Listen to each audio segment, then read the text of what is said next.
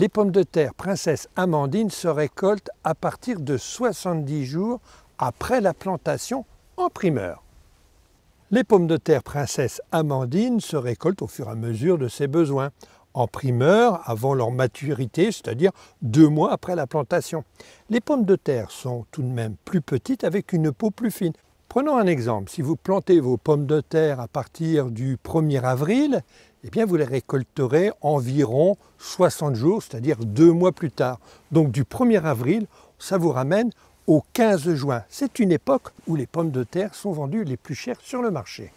Princesse Amandine est définitivement arrivée à maturité au bout de 90 jours de culture. Selon l'époque de plantation, elles seront mûres entre le mois de juillet et août et conservées ensuite pendant plusieurs semaines, voire plusieurs mois, dans un local frais à l'abri de la lumière. Comme toutes les pommes de terre, elle verdit à la lumière, donc vous les stockez dans un endroit frais et surtout obscur. Une pomme de terre verte est toxique. L'arrachage est facilité par son mode de culture. Des pommes de terre butées sont plus faciles à extraire du sol. Un croc est suffisant pour sortir les tubercules. Quel que soit l'outil utilisé, il faut éviter de blesser les tubercules sous peine qu'ils s'abîment ensuite. Les pommes de terre blessées sont consommées aussitôt.